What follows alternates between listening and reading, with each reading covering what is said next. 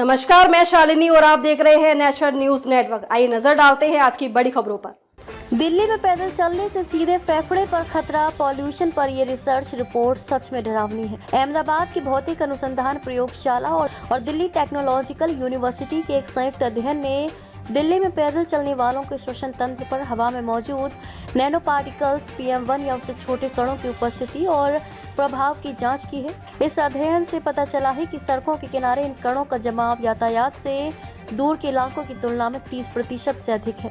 दिल्ली के निवासी सड़क पर चलते समय रोजाना लगभग 10 से 18 मिलियन नैनो पार्टिकल्स के संपर्क में आते हैं। अपने सूक्ष्म आकार के कारण ये कण PM2.5 या PM10 की तुलना में स्वास्थ्य के लिए ज्यादा खतरनाक है।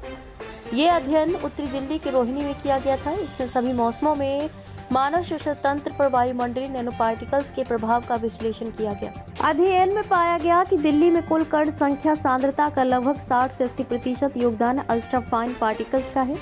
रिपोर्ट में कहा गया है दिल्ली में साल भर में सांस लेने वाले कणों की संख्या सांद्रता 0.5 से 1 बिलियन के बीच बदलती रहती है।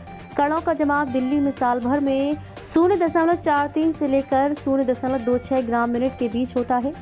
शहरी सड़क के किनारे कणों की सांद्रता सड़क से दूर के वातावरण की तुलना में लगभग 30% अधिक है।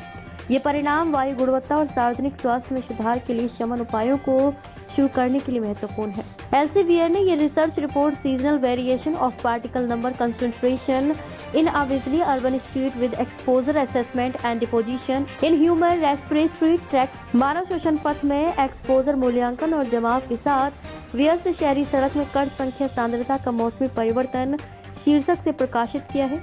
ये शोध दिल्ली टेक्नोलॉजिकल यूनिवर्सिटी के पर्यावरण इंजीनियरिंग विभाग के एसोसिएट प्रोफेसर राजीव कुमार मिश्रा, भौतिक अनुसंधान प्रयोगशाला अहमदाबाद के वरिष्ठ प्रोफेसर S रामचंद्रन और दिल्ली टेक्नोलॉजिकल यूनिवर्सिटी के advance air and acoustics research laboratory के रिसर्च स्कॉलर कनगराज राजगोपाल सहित शोधकर्ताओं की एक टीम ने किया था। अध्ययन में एक कंप्यूटरीकृत मॉडल का उपयोग करके ये पता चला कि मानव फेफड़ों के एल्वोलर क्षेत्रों में अधिक नैनो पार्टिकल्स जमा होते हैं।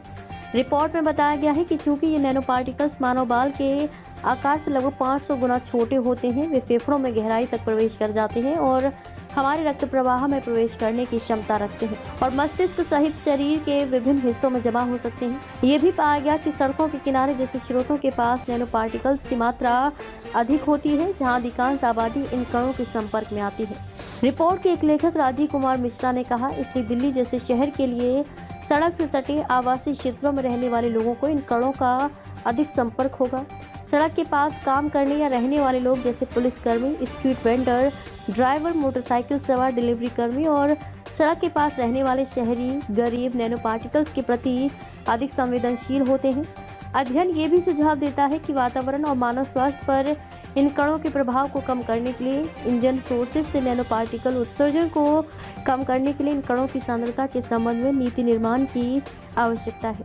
कुल मिलाकर दिल्ली की हवा में मौजूद सूक्ष्म नैनो पार्टिकल्स जो मानव बाल से 500 गुना छोटे होते हैं, हमारे फेफड़ों और शरीर के अन्य अंगों तक पहुंच सकते हैं और गंभीर स्वास्थ्य समस्याएं पैदा कर सकते हैं। सड़कों के किनारे रहने वाले लोग जैसे ट्रैफिक पुलिस, रेहड़ी पटरी वाले और डिलीवरी कर्मी इन कणों के सबसे ज्यादा खतरे में हैं। इसलिए सरकार को इन कणों के उत्सर्जन को कम करने के लिए नीतियां बनाने की आवश्यकता है ताकि दिल्ली की हवा को साफ और सुरक्षित बनाया जा सके।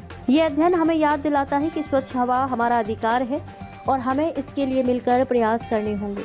खबरों में अब तक के लिए बस इतना ही। फिर होगी आपसे मुलाकात एक ऐसी ही बड़ी खबर के साथ। तब तक के लिए नमस्कार और देखते रहिए नेशनल न्यूज नेटवर्क। ऐसे ही लेटेस्ट अपडेट पाने के लिए हमारे चैनल को सब्सक्राइब करें और तुरंत नोटिफिकेशन पाने के लिए बेल आइकन प्रेस करना ना भूलें। यदि आप हमें फेसबुक या इंस्टाग्राम के माध्यम से देख रहे हैं तो हमारे पेज को फॉलो जरूर करें। धन्यवाद।